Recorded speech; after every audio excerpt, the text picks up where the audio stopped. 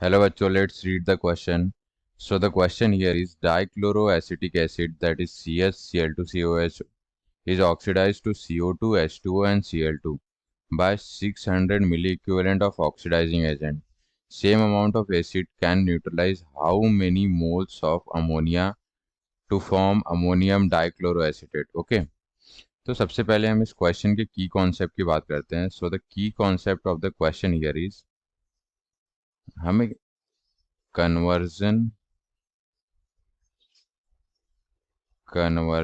Of equivalent to moles. ये conversion कैसे होगा? देखो, नंबर ऑफ इक्विवेलेंट का फॉर्मूला क्या होता है? मोल्स इनटू एन फैक्टर होता है.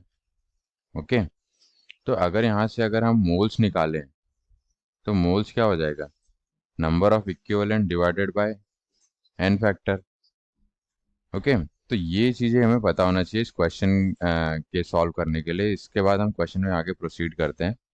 तो अब रिएक्शन क्या बोला है? सबसे पहले क्या बोला है? जो डाइक्लोरो एसिटिक एसिड ऑक्सीडाइज किस में हो रहा है?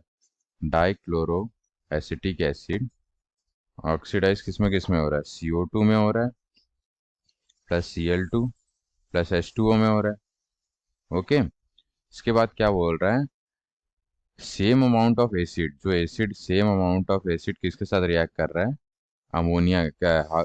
Acid can neutralise how many moles of ammonia. Okay, इसका मतलब अमोनिया के साथ रिएक्शन कर रहा है और अमोनिया के साथ रिएक्शन करके क्या बना रहा है?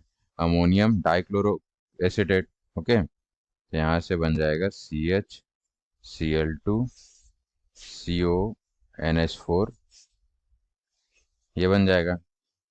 ओके, तो यहाँ पे जो एसिड है, जो एसिड का अमाउंट यहाँ पे प्रेजेंट है, इसके जितने मोल्स होंगे वही क्या होंगे? उतने ही मोल्स यहाँ पे same amount of moles ammonia के साथ रिएक्ट करेंगे जो इसके मोल्स होंगे. इसका मतलब अमोनिया जितना न्यूट्रलाइज होगा, हाँ, जितना मोल्स अमोनिया को न्यूट्रलाइज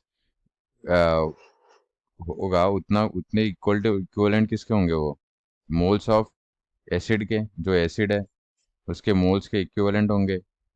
तो अगर हमें एसिड का मोल्स पता होगा, इसका मतलब हमें अमोनिया का भी मोल्स पता हो जाना है. उतने ही मोल्स होंगे अमोनिया के रिक्वायर्ड होंगे न्यूट्रलाइज करने के लिए. ओके, तो हम सबसे पहले एसिड का मोल्स फाइंड कर लेते हैं. तो एसिड का मोल्स अभी मैंने बताया, इक्विवेलेंट, नंबर ऑफ इक्विवेलेंट का फॉर्मूला क्या होता है? Number of equivalent is equals to moles into N factor.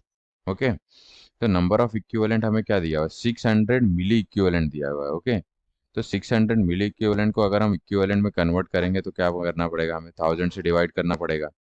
Okay, तो ये क्या हो गया? ये हो गया इक्विवेलेंट.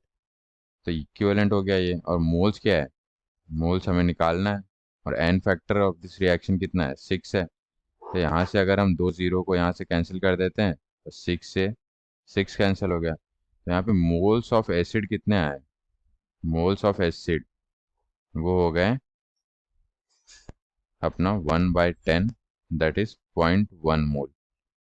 तो जितने मोल्स एसिड के प्रेजेंट होंगे उतने ही मोल्स अमोनिया के रिक्वायर्ड होंगे for complete neutralisation. Okay, so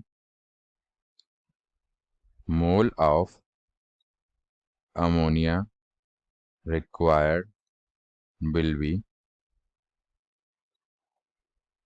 equal to the moles of acid,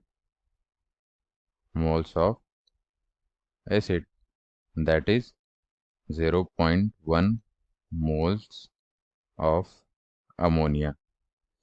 तो ये जो हो जाएगा अपना फाइनल आंसर हो जाएगा. So the final answer for this question is 0.1 mole of ammonia required for neutralization. Hope you understood well. Best of luck. Thank you.